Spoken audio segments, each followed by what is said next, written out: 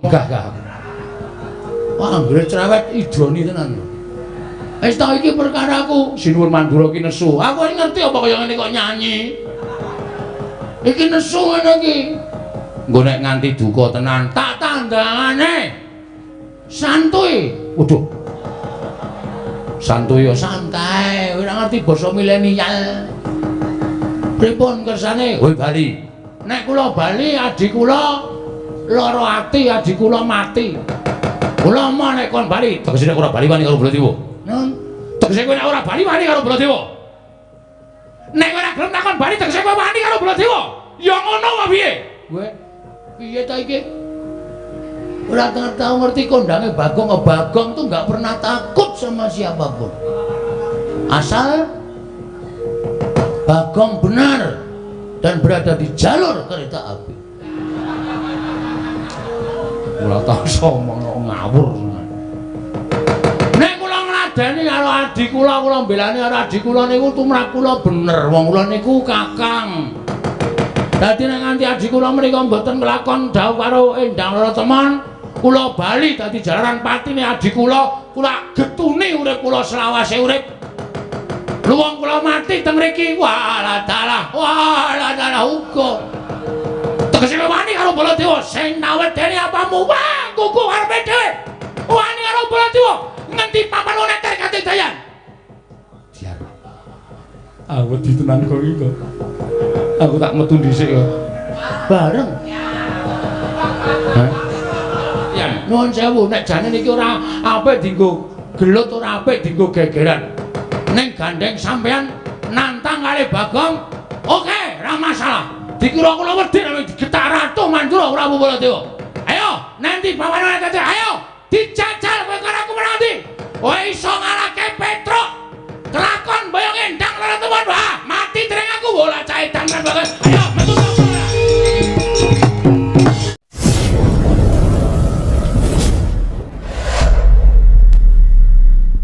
Tidaknya Prabu Duryudana Ngastina. Koko Prabu, nuwun sewu. Tiang nambut silaning akrami menika mboten waton jodohaken ngaten kemawon nanging tumrap kula wonten petanganipun. Lho sik. Petanganipun Rabi apa? Ngibarate tiang keplok menika kedah asta kalih. Menawi keplok namung asta setunggal menika mboten badhe saged lumampah tegesipun keplok asta kalih kala wau. Temanten putri tresna kalian temanten kakung ing kakung tresna kalian ingkang putri menika tegesipun keplok asta kekalih ing sakmangke menawi nambut silaning akrami sakmangke badhe pinardawa kamulyanipun ing ngangka kalih inggih menika gegaranipun seneng inggih krana seneng menika kinarya gegaran ingkang kukuh bakuh seneng utawi tresna manten kakung tresna kaliyan ingkang putri tresna kaliyan ingkang kakung menika gegaran ingkang kukuh bakuh. Inggih sabanjure ingkang salajengipun kedah kenceng. Lho, nganggo kenceng barang. Inggih. Sing kenceng apane? Ingkang kenceng menika tekadipun. Oh, tekad. Iya, terus tekadipun kedah kenceng. Mergi tiyang nambut saning akrami menika bebasanipun sebaya mugi.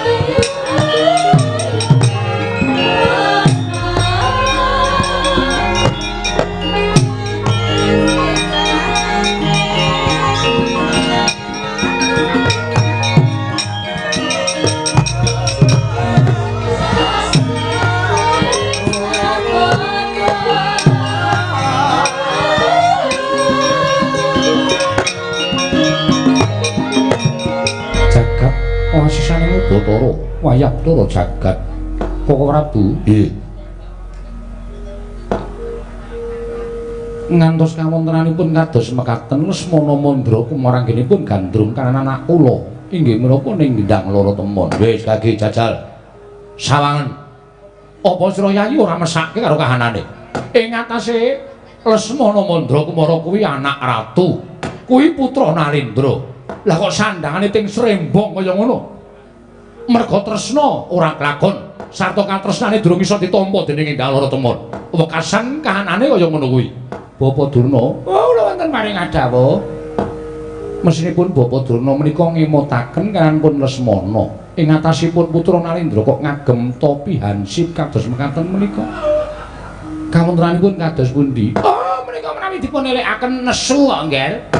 Menika menawi dipun emutaken tumuli duka, lajeng menapa-menapa dipun tendhangi mboten kadosa putra Narendra ing negari Ngastina. Kula menika ngantos bingung. Kula menika ngantos bingung momong dhateng wayah kula Lesmana Mandra Kumara. Oh, niki wau pun ngentek-entekke dhuwit ora karo-karuan. Apa-apa ditukoni enten alun-alun negari Ndrawati. Sing kira-kira Ngastina ora ana, dituku. Mongko lajeng tumuli badhe dipun beto wangsul wonten ing Saroja Binangun. Menapa kula menika wong tuwa kurang anggenipun ngomong dhateng putu kula Lesmana Mandra Kumara. Mekaten Bapak. Iki nggih. Lesmana Mandra Kumara, atmajaku bocah bagus. Padha kanthi harja sapraptanira Lesmana Mandra Kumara. Nonamit pasang Kalimantabe. Tinebekna ing iladune dumawaing tawang-tawang Siwa Kresna. Kepareng kula ngaturaken sembah sumungkeming pangabekti kula kunjuk wonten ngarsa Madukawa Siwa Kresna Sirayang Manggulung. Jagat Dewa Bathara, iya nggih tak tampa pangestuning Wakming Ndrawati tampanana. Kula pundi engga jimat paripe dayana ing kasantosan. Iya. Kowe kuwi ngucel-ucel apa? Tangan kok ming tok ucel-ucel sabun. Anak ratu kok ngucel-ucel sabun karepe piye? Sanget anggen kula kepengin lan kumacelu pinanggya kawan gegantilaning ati kula. Inggih menika Endang Laratemon Kulon Praga. Endang Laratemon Kulon Praga. Temon menika ora Kulon Praga. Kuwi atmajaku wanita Atmaja putri ingkang wewangi Endang Laratemon. Wah, piye? Kula nyuwun dhaup. Kula nyuwun dhaup. Karo sapa? Saontene. Oh, kanca sanane iki kepiye? Aja sanane Lesmana matura karo Wakming Ndrawati yen kowe pengen dhaup karo Endang Laratemon. Kacariyos Ndrawati kagungan putra angkat. Pawestri anggenipun mendhet wonten ing panti asuhan. Ora ana ing panti asuhan nanging nggonku nemu ning sanggar pelanggatan. Sir kula matur ngoten. Sanggar pelanggatan negaring Ndrawati naminipun Endang Laratemon. Bener. Lesmana wonten dawuh apa sira wis nate ketemu karo Mbak Yu Endang Laratemon? Pangestunipun dereng. Lah kok iso tresna kuwi kepiye? Kula niki wonge nekat kok. Rung tau ketemu ya pokoke tresna. Nek apik ya digaruk. Nek elek ya ora sida. Wong kula niku anak ratu, kula niku putra ratu. Putra ratu negari Ngastina, kula duwe wenang, kula duwe Purbawasesa. Nek kira-kira kula mathuk karo Endang Laratemon ajeng kula dhaup, nek mboten ya ora sida ya ora apa-apa. Lesmana, wonten dawuh wae. Kowe aja jejering wirang karo Wakming Mandura. Aku tekan kene iki diutus karo bapakmu supaya nglamarke Endang Laratemon. Sing wigati Endang Laratemon ki aja tok tampik. Wujude kaya ngapa tampanen. Wujude kaya ngapa ditampa. Merga iki kowe tekan kene iki didhawuhi karo wong tuamu nderekke karo Wakming Mandura. Aku ingin kajibah nglamarke Endang Laratemon. Nek nganti Endang Laratemon kowe ngerti rupane dur tok tampik sing wirang aku dudu sapa-sapa. Aja kaya ngono ya Putu. Ditambah ya Putu. Mengko nek kowe ora gelem kekno mbahmu ya padha. Ditampa Endang Lorotemon ditampa. Nggih. Kowe wis tresna. Sampun. Lahir batin, lahir batos. Ngene. Ngono. Kowe tak kandhani ya. Sing duwe wenang tumraping Endang Lorotemon kuwi dudu awakmu Indrawati. Nggih. Ning Endang Lorotemon dhewe. Disronta sawetara, mengko anakku tak tandingi. Yen pancen anakku keduga sarta gelem ngladeni, aku ora bakal wegah sarta ora bakal wewel maring akad majaku lawan sira Lesmana Mandrakumara. Nanging yen to mengko anakku ora gelem ngladeni, kowe aja nganti lara atimu, gedene aja nganti darbe tumindak ingkang nalisir saka angger-anggering kautaman Lesmana. Sendika ngestaken dawuh ning saking panginten kula ketoke kok kula cocok. Mergi kula pun tau ngerti fotone Endang Lorotemon, ayune ora jamak, mripate lindri-lindri. Nuwun sewu tutuking gendhewa pinenthang. Men sempal apa piye? Lambe kok gendhewa pinenthang. Lembeane mrak kesimpir rikmane nganti ules janges kaya grojokan. Mongko nuwun sewu pakulitane kuning lumer kaya santen. Duh, aduh. Kula niku nek nyawang pasuryane Endang Lorotemon niku sasat ati kula wis ora kuat. Jarine durung nate ketemu kok iso ngerti pasuryane anakku Endang Lorotemon. Pun ping 4 kula niki ngimpi ketemu Endang Lorotemon.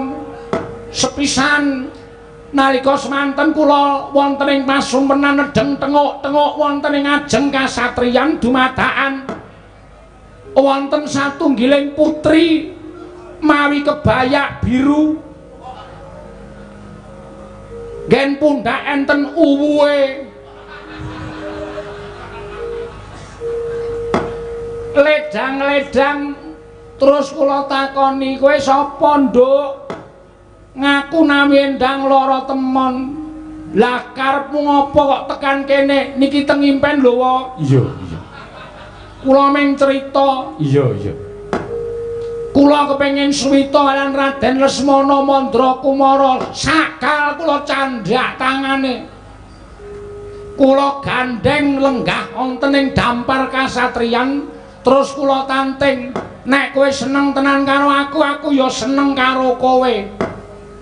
Bareng ngoten terus kula jak teng jero kasatriyan, kula kandha karo Endang Lorotemon. Endang Lorotemon, kasatriyan semene gedene iki tekmu kabeh. Kae kreta kencana pirang-pirang ki tekmu kabeh. Aja nganti duwe rasa wigih ring-ring apa kok kabeh tak kekke kowe, waton kowe dadi tekku.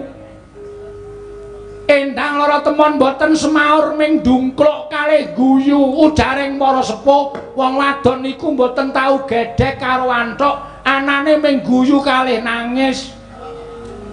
Nek nangis niku wegah, nek guyu niku purun cetha, nek Endang Lorotemon purun kalih kula. Boten sronta rasaning ati, boten kuat nyawang Endang Lorotemon kula glandang wonten ing patenggan. Sak banjure, wah, isin kula ajeng ngomong. Ora apa-apa, ora apa-apa. Iki nang kene piyai sepuh kabeh. Kula bapa Endang Lorotemon kula tibake enten ing kasur babut. Bareng wonten lap ilang impen kula rampung, kula grayah-grayah tak kira Endang Lorotemon teng jejer kula. Bareng kula grayahi kucing Candramawa, kucing jaratan keparap, kucing kula candhak, kula banting. Jarene wong tua nek ngimpi urung tutuk kuwi bantale kon malik. Bantal kula walik, tinggine mubal. Terus sari meneh. Sari mrih. Jebul ngendikaning para sepuh menika leres. Nek ngimpi rong tutup niku bantale diwalik iso diteruske impene. Lah niku nyata. Ning ora ketemu endang lara temon pun ganti wedokan. Ketemu sapa? Bakule mie ayam. Sir-sirane Bapak Durna. Hus. Ora sak kaya ngono kuwi terus mana? Aku kira tau piye-piye. Alah, sampeyan rasa dadak kumbi rasa selak. Nek sore tuku mie ayam teng lor Pertapan Sokalima, bakule lemu. Sikile gedene ra jama-jama. Ya wis ben, wis tok gagas. Mulai nyang saking menika wa kula nyuwun kanthi sanget endang lara temon keparenga kaparingna dhateng jasad kula. Menawi wa Prabu mboten marangaken endang lara temon trimah kula suduk salira, mboten nyumurupi gelaring jagat miwahe seming rembulan, ajeng kula cupet umur kula dumugi semanten kemawon wa. Tansah marpamoring sukma sinukmaya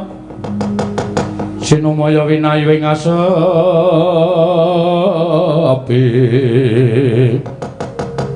sumimpen telenging kalbu pambukaning warana ing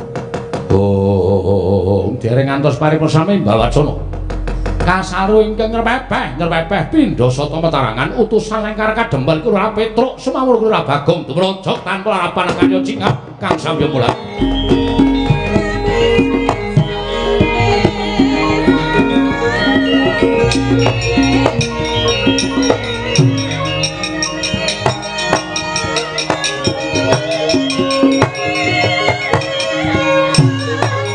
Ana kula pundi nggo jimat paripih. Bagong Padaraja sak pratamu. Lho, penemban Duran. Durna. Heeh, Durna. Bekti kula kunjuk menemban. Iya tak tampa pangestuku tampan ana Bagong. Kula pundi nggo jimat paripih. Dayanana ing kasantosan dipun sekecakipun anggenipun lenggah. Iya Bagong wis ora kepenak. Petruk Padaraja, Ndara Sencaki wilujeng. Bagong Padaraja, Ndara Sencaki wilujeng. Petruk Padaraja sak pratamu. Ndara Pati Udawa wilujeng bekti kula kunjuk nggih, Den. Yo. Bagong Padaraja sak pratamu. Pangestunipun Ndara Udawa wilujeng bekti kula kunjuk nggih, Ndara. Ya tak tampa pangestuku tampan ana Bagong. Lho nggih. Wis suwe ra tau dolan ning Widara Kandhang kowe. Nggih, sibuk. Ya wis syukur nek ana gawean syukur tegese ora muspra nggonmu urip ning alam padang. Nggih, asane iki kula RT. RT. Ya syukur yen dipercaya dening para kawula. Pun dipecat kok. Lho. Pirang sasi? Seminggu. Omong dadi RT seminggu kok nglelengmu ra jamak-jamak. Ah ngopo dipecat, Gong? Korupsi. Korupsi apa? Engko wae terus iki anu ya apa jenenge iki lelucon. Oh iya. Ora penting nang kraton kok ngetokke kaya ngene. Heeh. Petruk dalem ana wigati apa Petruk sowan tanpa tinimbalan. Kepareng ngaturaken tebah Siti Sekul binunteling ron kelapa. Apunten ambo bilih wonten lepat kula nggih kula munjuk atur paduka Sinuwun Prabu Kresna ing Ndarawati. Iya ora dadi ngopo Petruk sembah nuwun.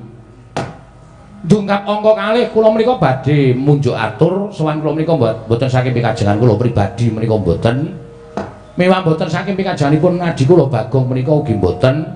Ning kula menika dapur dipun utus Bapak Semar. Lho. Diutus dening bapakmu Semar nggih. Lah wigatine apa Panakawan?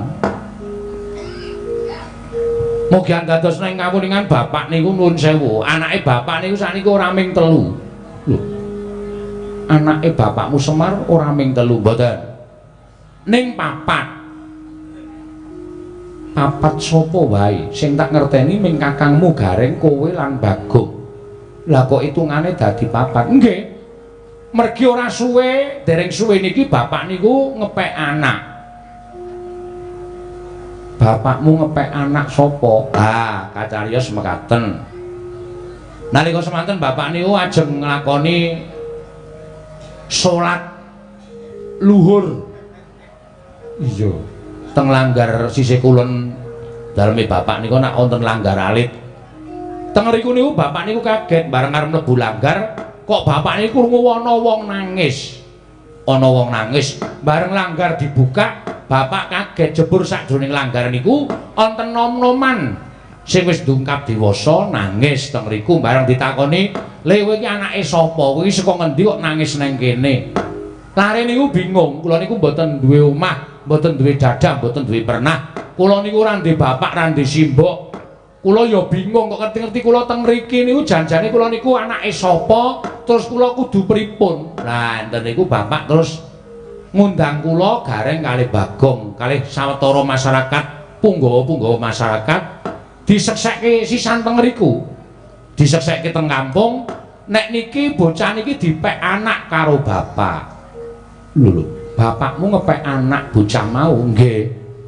Gandeng bocah urung duwe jeneng, karo bapak dijenengi Bambang Senep. Oh, Bambang Senep nggih. Apa wonge ya lucu kaya kowe karo Bagong ngono? Mboten. Wah, sampeyan nek ngerti anake bapak sing terakhir niki? Ora percaya nek anake bapak. Pikiran sampeyan mesti bapak niku selingkuh. Lho. Kok selingkuh pita, Gong? Anake beda karo awake dhewe kok. Seneti bagus dhewe. Bagus. Nggih. Sampeyan nek ning ya cetha pirsa, Nding. Sampeyan nganu to kali Ndara Janaka pun apal pasuryane to? Iya, ngerti. Hah, mirip. Mirip Ndara Janaka. Niki kula malah semelang e. Lho, semelang perkara apa? Samlae Senet dipek kali bapak dadi anak niku kok bojo kula ora tau nang omah. Lah nek ndi, Gong? Mbok kerep nang omahe bapak kok gek nglenceri Senet kuwi. Nah, maksudnya bojomu senara Bambang Senet lho, heeh ketoke. Ha kowe piye? Arep tak kekke kok. Lho. Arep tak kekke. Heeh. Amargane wis males. Jelek aku. Lho, kuwi sing kaya ngono kuwi sing ora apik. Biyen kuwi pilih-pilihanmu kok saiki jelek. Salahe saya suwe-suwe saya ora iso omong. Bojo kok suwe-suwe ora iso omong. Mbok kena penyakit corona lho, Tru. Corona itu penyakit bisu kok lho. Corona itu komunitas rondo anyaran. Dadi bojoku arep tak lebokke dadi komunitas kaya ngono kuwi. Lambemu kowe modaro. Cuak gedhe cengelmu ae. Ana wong urip apik-apik kok modar. Lah terus wigatine, lah sasampunipun Bambang Senet menika dipun aku dening anak. Sawetara Bambang Senet menika mapan wonten ing Karangkadempel. Terus jebule Bambang Senet menika nuwun sewu, meneng-meneng matur karo bapak nek Bambang Senet niku pengin rabi. Bareng bapak niku nakoni karo Bambang Senet, "Lah sapa le sing arep tok rabi, anake sapa? Apa tangga desa? Apa pancen saka Karangkadempel kene?" Bambang Senet niku prasaja, "Mboten, Pak. Kula gandrung kula kepengin rabi kalih putra Ndarawati sing nami Endang Loro Temon." Bapak niku apal kalih putra Ndarawati, terus dawuh kare kula, "Truk, coba kowe sowan ning Ndarawati. Apa Sinuwun Kresna kuwi kagungan putra sing jenenge Endang Loro Temon?" Nuwun sewu sowan kula menika nanjihaken menapa saestu panjenengan kagungan putra ing nami Endang Loro Temon. Petro, dalem aku uga darbi anak angkat. Nggonku nemu uga ning sanggar pelanggatan. Lho. Estu niku? Iya, Petro. Namine Endang Loro Temon. Putri? Iya, wadon. Sampun dewasa? Ya wis pantes yen to omah-omah tegese wis ndungkap dewasa. Weh, lah kok kaya iki kaya digawe karo sing kuwasa ya, Gong. Bapak duwe anak wong lanang nom-noman muda gedhe mongko wis ndungkap anu palakrama. Sinuwun Prabu Ndarawati ya kagungan putra angkat wujude putri. Berarti betul. Heeh. Jenenge Endang Loro Temon. Heeh. Wis cekak-ceket lho. Gak dilamar ketoke iki ya kedaya ngene iki. Nggawa Lesmana barang ketoke ya mung arep do kepengin ngarepke Endang Loro Temon iki kudu dhisik-dhisikan. Nek nganti dhewe kalah dhisik, Bambang Senet adimu ya adiku mengko kagelan atine kowe karo aku malah ngrekoso leneng-nenengi karo Bambang Senet. Engko nek iki Dora trima Ndara Lesmana Mandra Kumara tekan kene nglamar Endang Loro Temon, nek adi nglamar Endang Loro Temon nek padha-padha ngarepke terus gawe geger dadi geger piye kok. Kowe gunane apa nggawa aku? Hah? Gunane apa nggawa aku? Kowe mung kari omongan, engko nek Durna, Sinuwun Mandura, Lesmana iki padha-padha nglamar Indang Laratemon, nek ora trima kowe mulya sik. Wong telu iki sikate kabeh. Mbone omong nganggo aturan, Gong. Dume cangkeme jembar kok nek omong sakarep-karepe dhewe. Iki serius iki. Mergo aku ditangisi karo adikku tenan. Tur aku tresna karo Bambang Senet. Nek Bambang Senet ora kelakon jawab mung perkara kalah karo Lesmana anak ratu ning Kocluk. Hus cangkeme. Iki ana Begawan Durna ana Sinuwun Mandura barang kok. Nyatane ngono kok nuruni apa? Ya tak rembuke sing apik-apik. Mriki saking menika sinuwun gandeng panjenengan sampun kagungan putra ingkang nami Indang Laratemon. Kula nyuwun nganti sanget paduka maringna ingkang putra pun Indang Laratemon badhe kula boyong wonten Karangkadempel. Badhe kula dhawuhaken ngampun Bambang Senet adi kula. Petro, nun. Sowanmu kurang cepet sebabe wis ana penglamar sing tekan kene luwih dhisik tinimbang kowe. Sinten? Koko Prabu Mandura, Bapa Begawan Durna nganti Lesmana Mandra Kumara nglamar Indang Laratemon.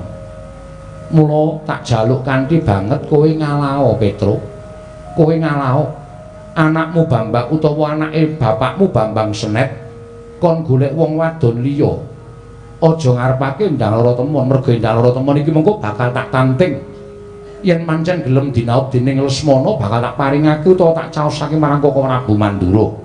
Nah yen ora gelem, mesine Koko Prabu Mandura bakal adreng nggone mboyong Indang Laratemon. Mergo Lesmana nggone tresna ya wis kaya ngono kahanane Panakawan Petro. Mula kang sangka kuwi kowe ngalao.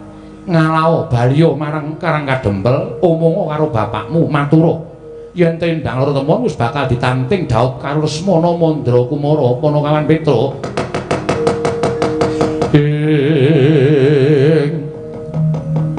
Jaja muntapler kenetap duka yayasinipe netra kocak mundarandir mundur ya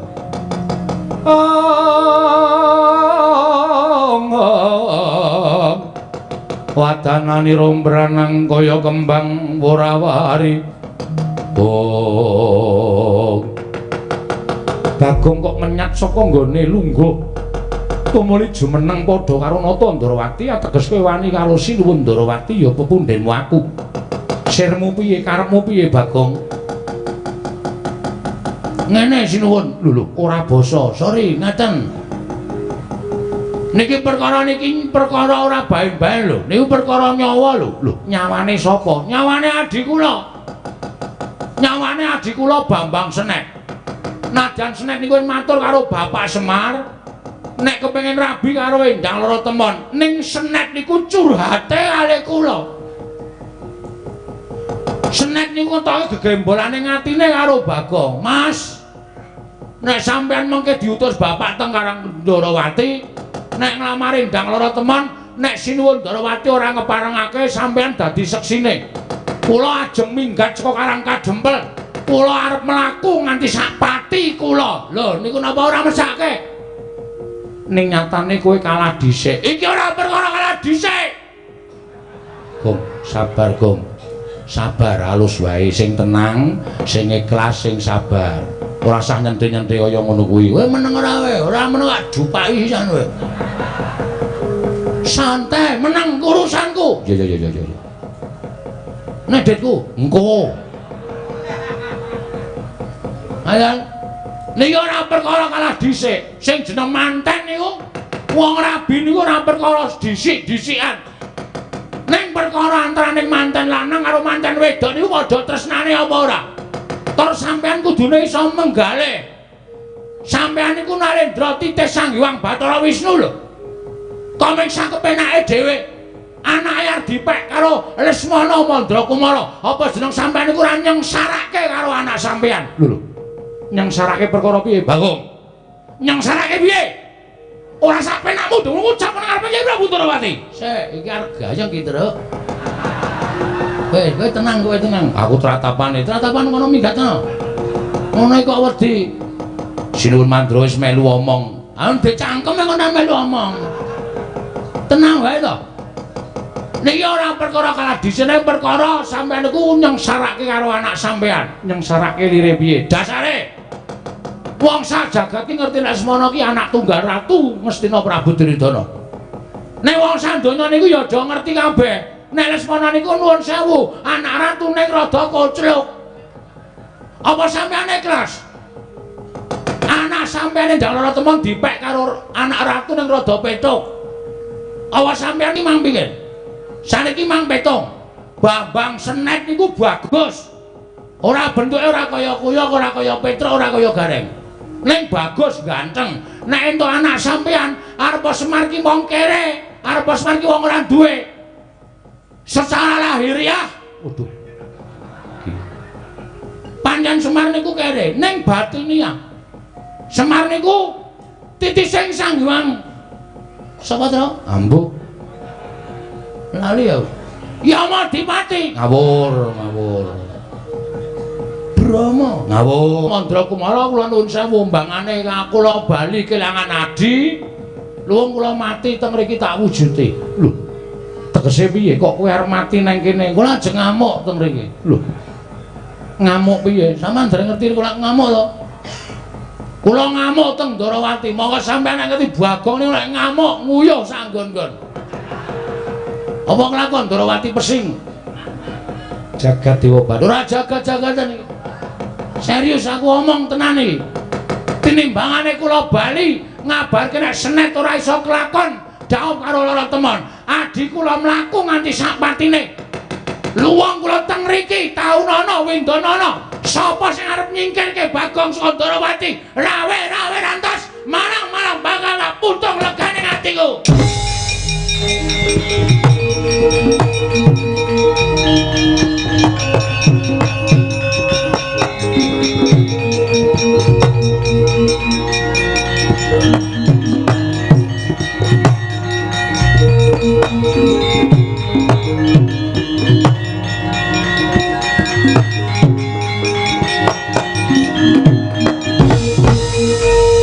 Manusmane jajaran sekretaning bawana iblis lanang. Wah, gugu karepe dhewe.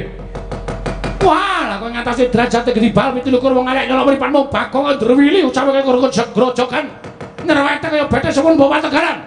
Bagong, diar kowe. Apokmu wong nek omongane ora tau ditata ya endu-enduane kaya ngono kuwi. Kowe iki ditimbali Sinur Mandura kok. Bagong. Kaya cemen wae. Kowe lak timbali wangsulan. Nadeni wong ngene iki sareh. Woh. Lah piye to nek ora dadi? Sareh. Udawa rasane bake simbal bareng apa kowe?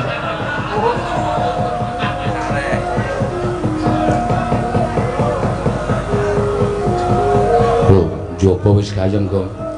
Ayo sing ngarep linggo sing mburi mulih. Lho. Ngarep linggo sing mburi mulih ora. Anak Ndarawati iki luar biasa. Sinuwun Kresna ki nek muni lagi lenggasine waka masyarakat sing padha rawuh kebak uncep-uncepan ora muat, Truk. Ha iya. Bagong kowe tak jar rembugan. Oh iya ndeng lali. Kowe tak jar rembugan malah ngurusi wong ngono-ngono yo. Pripun? Karepe pripun? Hah? Ora usah getak-getak. Sing alus, sing santai. Ora usah dadak pripun-pripun. Kersane nimbali kula. Kowe mau ngomong apa? Hah? Kowe mau ngomong apa? Piye ta kowe? Kowe mau ngomong apa? Kowe mau ngomong apa? Kersane Nyai Prabu Kresna. Kowe ngrasani kaya Nyai Prabu Duryudana ngrasani karo putra Nata Ngastina ya kuwi Lesmana Badrakumala. Tekane negara Ndarawati dhisik Baladewa tinimbali Bagong. Mula wis bener kowe bali. Kowe bali kandha karo adimu anake Semar sing dipek. Dening Semar jenenge Bambang sing mau dikandhani nek endang loro temen bakal digarwa dening Lesmana Badrakumala. Yo lo, mulai yo Gong yo. Ayo mulai aku wis tratapan iki. Gong gagah. Wah, anggere cerewet idoni tenan. Wis ta iki perkaraku, Sinuwun Mandura ki nesu. Aku ngerti apa kaya ngene kok nyanyi. Iki nesu ngene iki. Nggo nek nganti duka tenan, tak tandangane. Santuy. Waduh. Santuy santai, ora ngerti basa milenial. Pripun kersane? Woi Bali. Nek kula Bali adik kula lara ati, adik kula mati. Kula mau nek kon Bali, tegese nek ora Bali wani karo Baladewa. Nun. Tegese kowe nek ora Bali wani karo Baladewa. Nek ora gelem takon Bali tegese kowe wani karo Baladewa. Ya ngono wae piye? Kowe piye ta iki? Ora tahu ngerti kondange Bagong. Bagong tuh nggak pernah takut sama siapapun. Asal Bagong benar dan berada di jalur kereta api. Ora tau somong ngawur.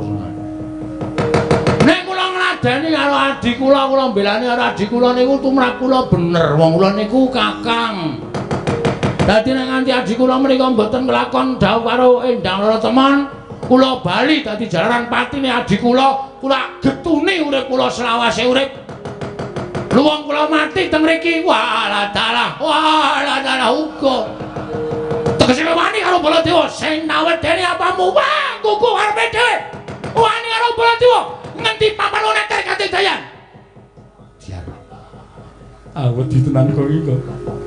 Aku tak metu dhisik kok. Bareng. Hah? Aku tak metu dhisik bareng. Engko nek kowe sik aku gelo. Kaitan wae. Bareng to kowe kakangku ora gelem bareng to. Diang. Nanti pamane wong netrek katidayan. Nek pancen wani karo Baladewa ngendi pamane netrek katidayan. Nuwun sewu nek jane niki ora apik dienggo gelut ora apik dienggo gegeran. Ning gandeng sampean nantang kali Bagong, oke, ora masalah. Dikira kula wedi nek digetak Ratu Mandura ora Baladewa. Ayo, nanti pawane kate, ayo dijajal kowe karo aku menanti. Kowe iso ngalahke Petruk. Kelakon boyong Endang Raratemon, wah, mati dereng aku bola cah edan kan Bagong. Ayo, metu to.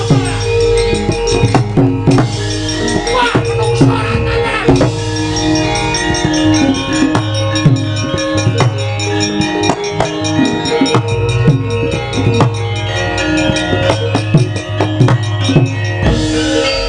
Edan wong sing nantang dheke kok ditujokke wong liya nganti Petruk gendandapan Koko Prabu kok ya gelem ngoyak Petruk ngono kok ya manut karo Bagong. Lah terus kowe arep ngopo? Kowe nesu-nesu ki mau kok nganti ora nantang Koko Prabu kowe arep ngopo? Iki mungsuh sapa iki? Iki tenan ra ana kegiatan. Oh, Bagong aku ra melu-melu. Hus. Kudu melu gawa Lesmana Mandrakumara. Ayo, Petruk wis mungsuh karo Baladewa. Nek Durna ora ndek mungsuh, cetha ora gayeng. Iki sing do dinteni kowe dikepruki nganggo glugu ndiasmu. Ah, Bagong. Aku lagi ora enak badan, Bagong. Aku lagi mau nek kon perang, wis kudu perang. Ayo, kowe pokoke kudu gelut karo aku. Petruk musuh Baladewa nggo apa? Durna meneng wae. Oh, Bagong aku ora perang, Bagong aku mau perang tenan Bagong. Aku kesel tenan Bagong. Ora gelem metu njaba. Atok kenang-kenang wae. Karepmu piye ora gelem metu kowe sing marahi Lesmana Mandrakumara nglamar Endang Raratemon. Aku brabret tenane. Ora minggat aku sing arep minggat.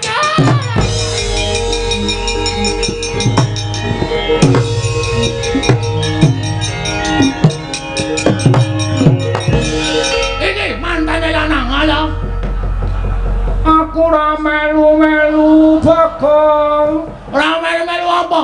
Sing marahi adikku ditolak karo Sinun Prabu Ndarawati. Mergo Endang Raratemon arep kukup. Kowe anak ratu ning koclok. Anak ratu ning petok kowe. Hah? Hei, ha. Diseneni kok mripate ngengetke ngisor. Ngengetke mripatku. Matamu gede banget. Matamu kuwi ora nguna-unake wong tuwa mata-matake. Ayo, ora semingkir saka negara Ndarawati Bagong sing arep ngamuk karo kowe.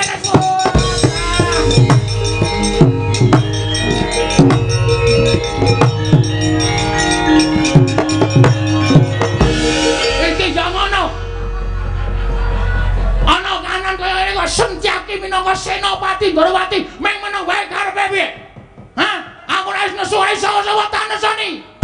Ya wis. Apa kowe? Seneng kowe angguyu ta kowe? Nek ditothok iki gampang kowe. Mboten Raden. Wani kowe. Mboten. Utawa ya ngono, prek. Ya wis, ya wis. Wis ora ana sing tak seneni. Hei! Sama kowe. Nami kula Tariem. Nduk bojo ora? Sampun pejah. Mati ya? Inggih. Corona ora? Inggih. Aku ya dadu, anu duda. Duda kok muni dadu ora? Kene ngarep kene. Hei. Piye dap? Wus. Kok kaya wong omongan ning dalan wae ora Bagong ora edan. Sampeyan kudune adil sinuwun. Ora terus kaya ngono kuwi Dumas sing rawuh kakangne. Dumas sing rawuh ora anak ratu terus anake Semar dikiwake ora kena kaya ngono.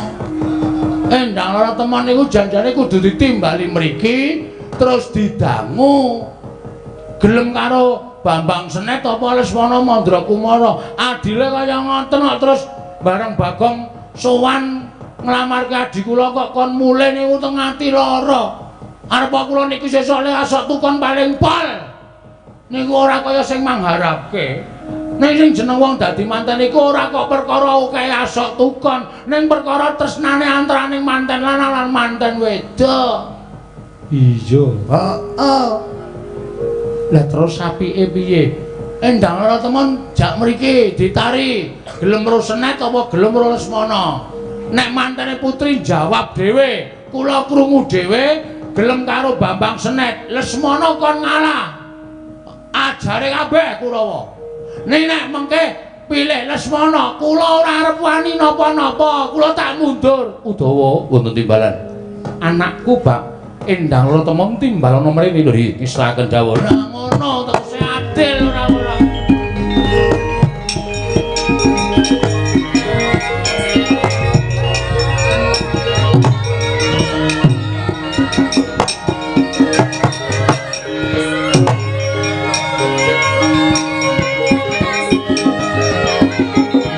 Mboten ngomongaken namung tiyang loro saudon telu saurupan. Nadyan jalma wanan tetep badhe kula ladosi waton saged ngaturaken reruba pepanggil panyuwuning temanten putri inggih Kang Putra penendang loro temon. Kowe nyuwun reruba apa nyuwun pepanggil apa? Temanten kakung kedah nitih gajah ingkang saged tata jalma. Sak ngajenging temanten kakung kedah jipun jogeti wanara ingkang ngulesipun pethak. Wingkingipun kedah wonten dewa bagus tuwin widodari setunggal dewa sakjodo tuwin gamelan Lokananta klayu klepu dewa Ndaru gedang mas debok swasa pupus cindhe parijata kencana. Wondene panabu ing gamelan Lokananta kedah wonten Alindra Sewu negari menika sinuwun menawi saged ngaturaken mboten ngomongaken sinten menika menawi saged ngaturaken panyuwun kula tartemtu badhe kula ladosi sinuwun. Lah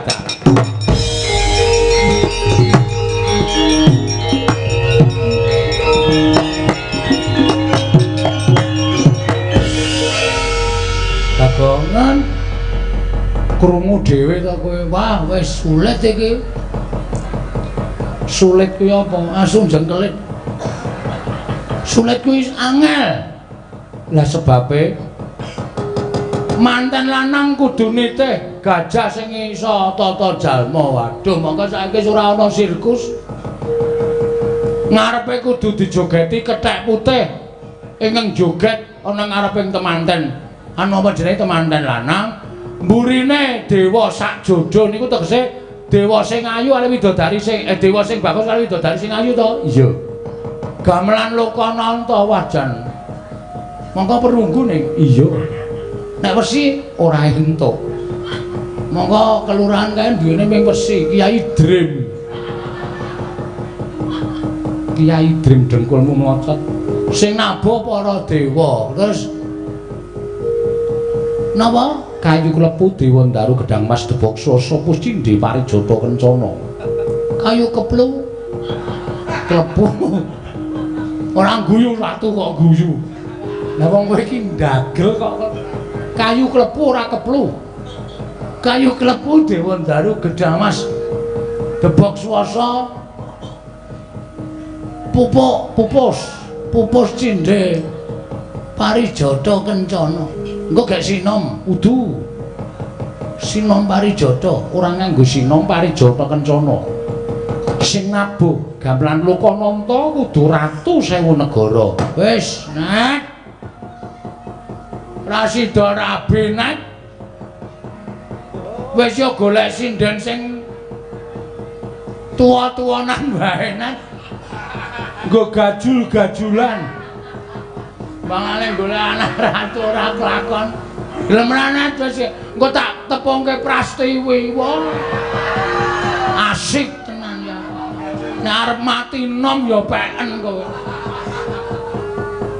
Glundung-glundungke beres wis. Mangane entuk endang lara teman kok dadak ngrekoso golek gajah, golek kethek, golek gamelan. Bapak iki kayane sepira to, Nek? Bagongan. Aku percaya bapakmu ki wong pinter. Bapakmu mesti ngerti karepe anakku endang lara temon. Wes, mengko ndak bapak malah kok ning nyileh 2000 lho. Asing wingi nyileh 2000 urung balekke kok. Sisane tak gunggung sungsung 7000. Wes ora iso. Njaluk sik engko sing bayar aku. Oh iya. Perang sik kowe tak peranggong ora ketang sak triraman rong triraman ya.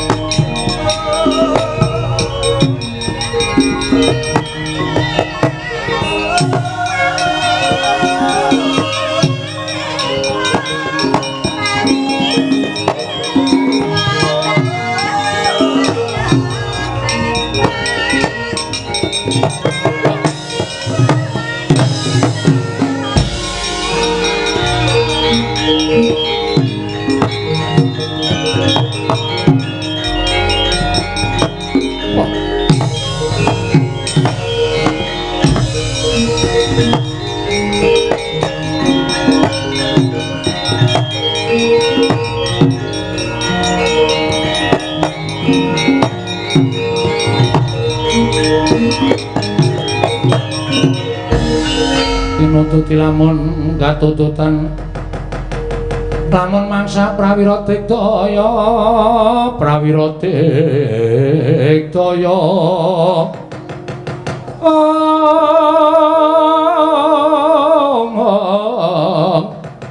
Ranggana magawi gelarira wang-wang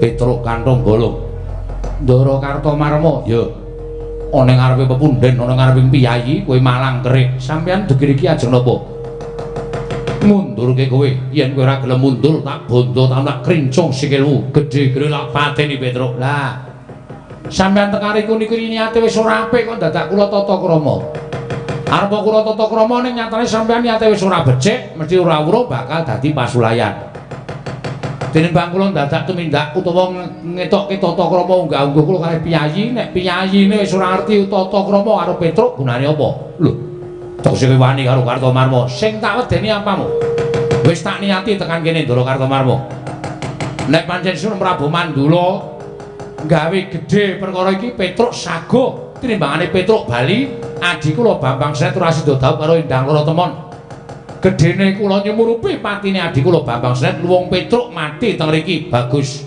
yen kono wani karo Kartomarma apamu sing tak wedeni Petruk aku wong loro ora wedi apa wong lima Petruk niku nek bacot wani ngenten iki aja kok di krubut wong loro krubut wong telu papat lima Petruk ora bakal wedi Kurawa maju 100 bareng ora bakal tak tinggal loncat ora-oraban suaramu wani marang aku tinjung akhirat nyawamu kene merganing pati Petruk mang maju rasa dadak kok kan gunung tanpa guna sampean apa kula sing tekaning pati enten papan iki ngaten mawon tinimbangane nantang suarane kemewat kowe ngregem jimat kowe wani ndlat Persiabang kowe wani mecah mesti gligen nek ora dadi nyatane kendara dretane karo wanmu kendara dene karo Isatama kula ladeni Ndara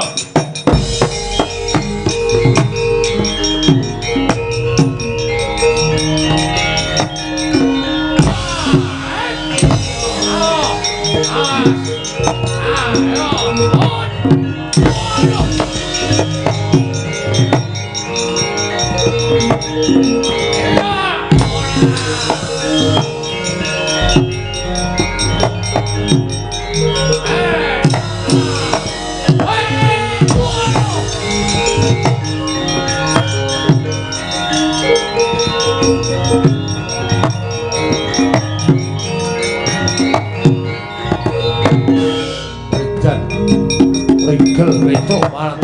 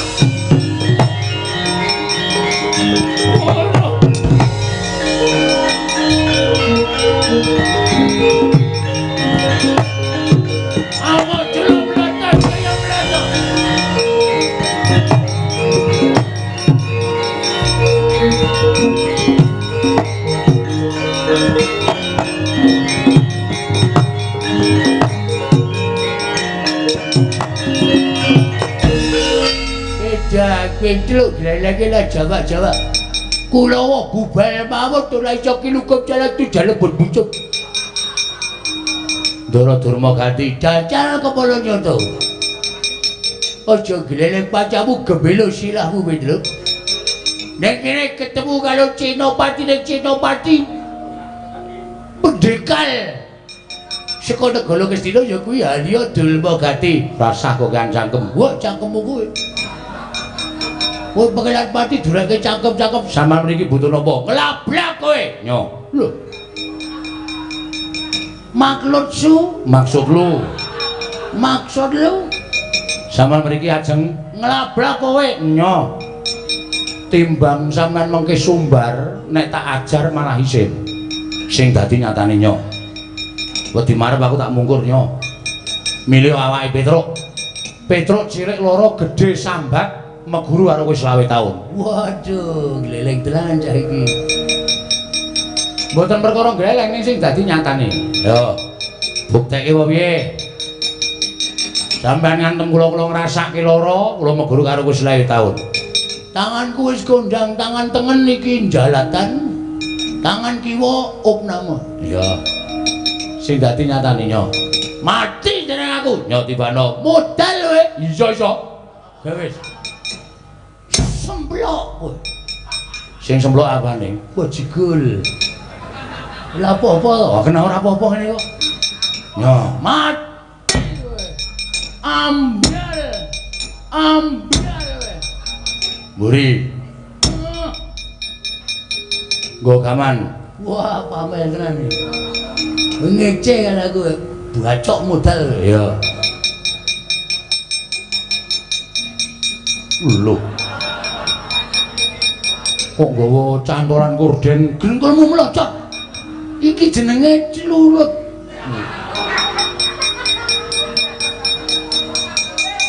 Celurit. Celulit. Mate jenenge aku. Ya, Modal weh, modal. Oh iya. iki lek kula gedaduk lemah. Ora perkara tok bacok. Wah, gleleng tenan.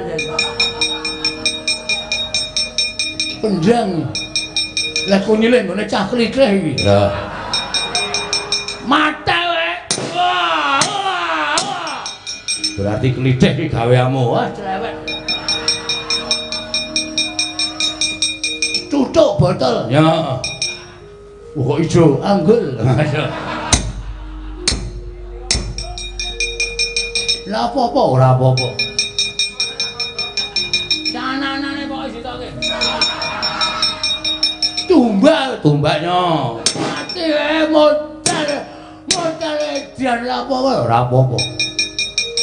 Petruk, Ngopo?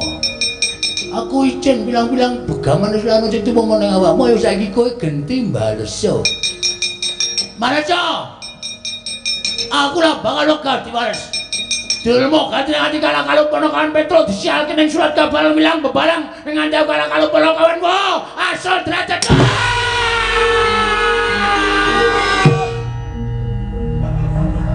Baru Jar.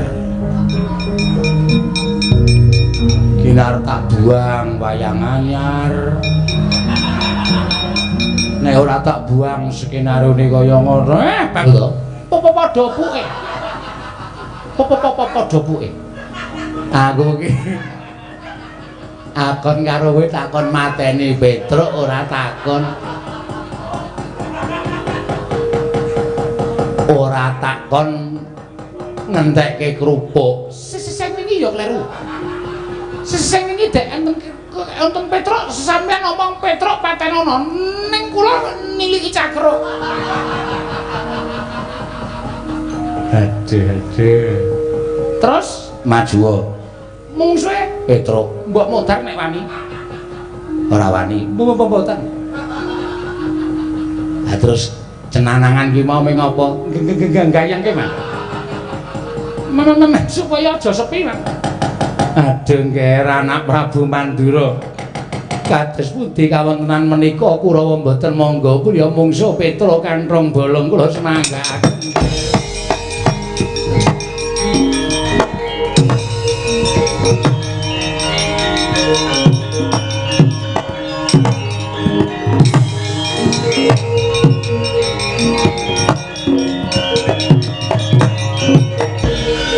Pamayo Riyun. Petruk ngamuk Kurawa bubar. Nungsang puyang numbuk bentus godel bingung lampahing puno para sata Kurawa ajri karang Petruk kanthong bolong. Kula sumanggaken paduka anak Prabu ing Mandura anggenipun badhe ngunduraken karang Petruk kanthong bolong. Lah ora apa. Gedhabyah kok kan cacah ngreda tanpa guna. Kurawa niku mengko kan menungso tanggung jawabe ora ana babar blas. Petruk kanthong bolong. Ora mikir kono-kono, dhuwur wanca takon tusuk glandang nego dadi apa.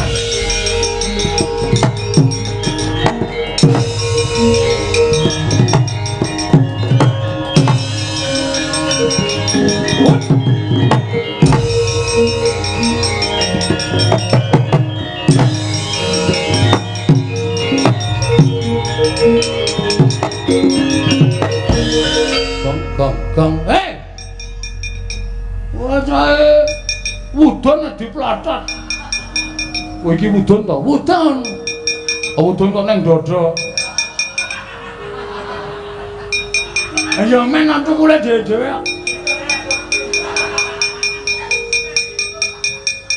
Ning apa e? Mungsuhmu teka. Mungsuhku sapa? Prabu Baladewa. Patih Sengkuni mlayu Kurawa tak gawe bubar. Matur karo Prabu Baladewa sinuwun kula semanggaken saka kaduhan wis ketok. Manuswaning jajaran surtaning baune blek anak Petruk kanthong bolong ora minggat grethel neng kono. Dulang tak. Baladewa mlayu aku ya mlayu. Sing arep musuh Baladewa mau sapa? Sapa e? Lho, tak antil tenan cah iki. Sing lambene arep musuh Baladewa mau sapa? Sapa lho? Cangkeme sapa tutukane? Sik to. Sing ngomong ora kowe to? Lho, masa? Mosok-mosok ora. Prabu Baladewa maju. Kowe sing kudu tanggung jawab. Tandangi. Kowe ndelek kana. Mundur. Gong. Ngapa? Prabu Baladewa nggo nenggala nek kowe dinyunyuk nenggala mati. Aku wis wani kok dadak tok kuwatir iki piye? Hah? Ora ngendon-doni wong wani ya? Nek mati manggre dicas ra urip meneh. padake HP ora. Nek kowe mati piye? Mati tak wujuti aku wis niat belani Bambang Senet adikku. Mundur. Yo. Hati-hati lho, Gong. Oke, ora usah kuwatir. Baladewa kok ngendel-ndelke ora. Bengi iki awar ngasorke Baladewa men ngerti nek Bagong iki ora kalah dirdoyo karo Baladewa ning kowe engko mati. Wis ta, cerewet kowe iki. Kono-kono minggir kono. Yo. Mati tenan aku iki nang ketahe. Prabu Baladewa teka. Petro nanti Bagong, Petro mboten nonton. Kowe ndelekke Petro nyotampanono. Blus. Aku kok ya dadak aleman to ya iki mau.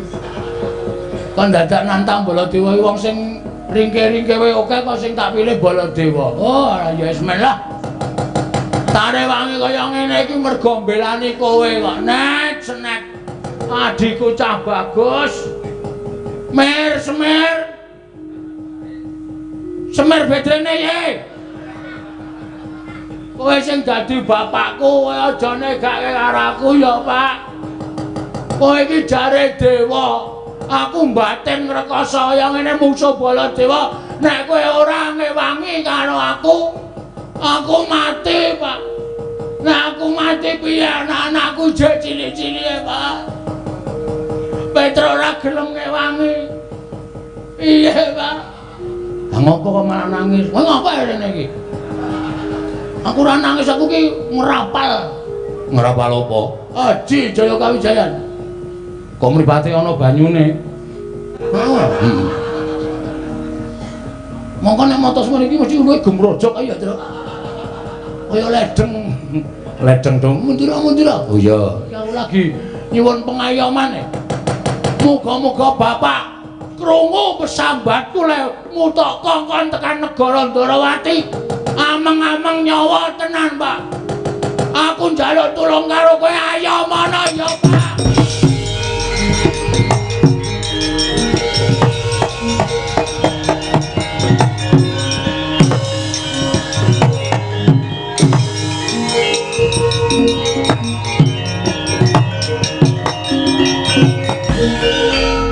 Nek kowe ora ngayomi karo aku, ngrekoso uripku mati saka Kyai Nenggala utawa Alugara, Pak. Weh, sinuwun mantu lho. Weh, matane. Lho. Sik. Lho. Coba nyuara. Kowe ngapain, Tru? Kowe ngapain? Lho. Lho apa? Kok melu keplok to? Lho kok kowe iki Sik. Kowe Bagong to? heeh. Kowe ngiluwa le, ngiluwa. Nggo nganu ra, nggo pengilon ra. Nggawa cilik ongotan kae. Kowe mesti tok tok talekke nggon sepatu ta. Halah.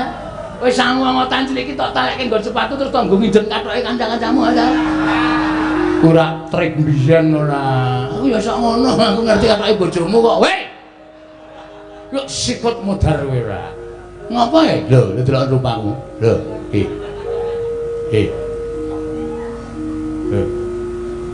Wah, jagat jembare ora jamak. Geleleng yo anu. Aku iso dadi Baladewa to. Ampun ora ngerti aku.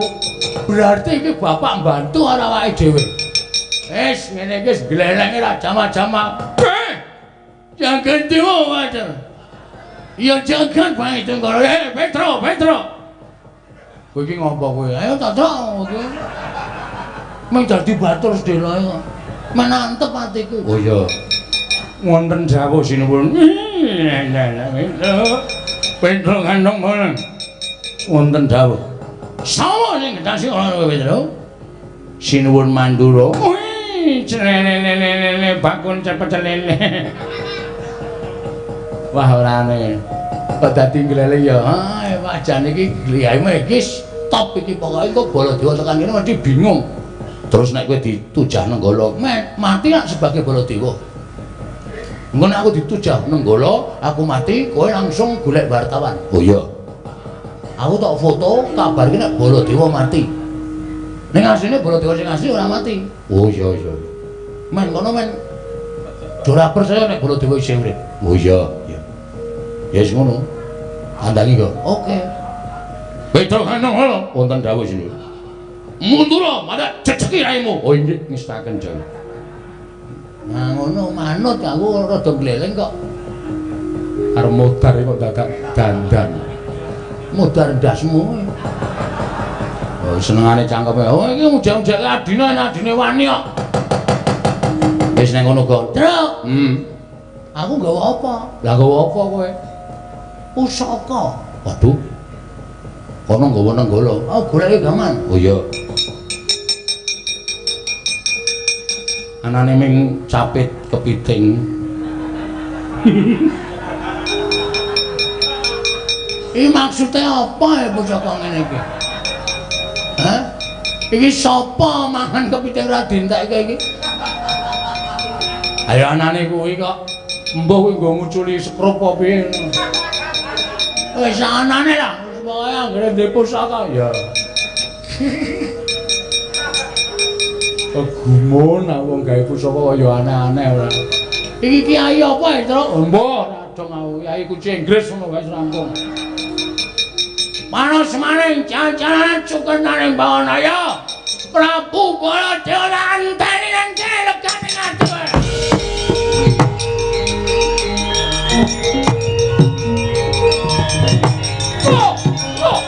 Oh, apa ini? Wah, salah.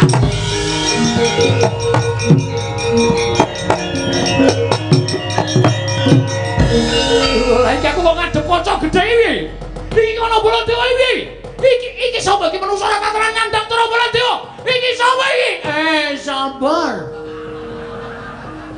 Wong sabar kuwi dhuwur wekasane. Ora usah bengok-bengok. Lho iki sapa kok nganti ana Baladewa? Baladewa cengal kuwi. Sing Baladewa ki aku. Aja ngaku aku. Iki Baladewa sing asli. Ayo ora? Edian. Iki nek miturut suarane iki ora paling iki suarane Bagong. Bagong sapa? Aja ngawur kowe. Ning kene ora ana Bagong, sing ana Prabu Baladewa. Hus. Baladewa. Baladewa iki berarti ambeien. Prabu ambeien. Setan ra tatanan. Wah, lah kok iki Bagong menungso ra tatanan. Kok iso dadi Baladewa? Kowe kok iso dadi Baladewa? Oke sewan sandangan wayang wong. Ora bakal kekurangan aku. Wah, lah manus-manus jajalan. Wani ngembari marang mangosen to mantur ora Baladewa. Jajal Kiai Nenggala modar kowe. Kowe wis ngerti urung iki apa? Iki lek kunyile nang bengkel reparasi Honda. Dapure. Ora guyu ya. Kowe kok ngeroh pusakaku kok guyu iki apa? Setan tatanan Baladewa gawa kunci Inggris. Sanane ayo. Ayo, kowe arep ngopo? Wah. Manus-manus jajalan. Iki apa iki? Iki apa iki? Lho, karo dhek dhewe kok lali. Iki Kiai Nenggala. Kowe ora usah gleleng iki apa iki? Pusakamu cek tak untir tak kendhokke coplok sekrupe. Iblis arep ngino karo Baladewa. Mati dening aku, mati dening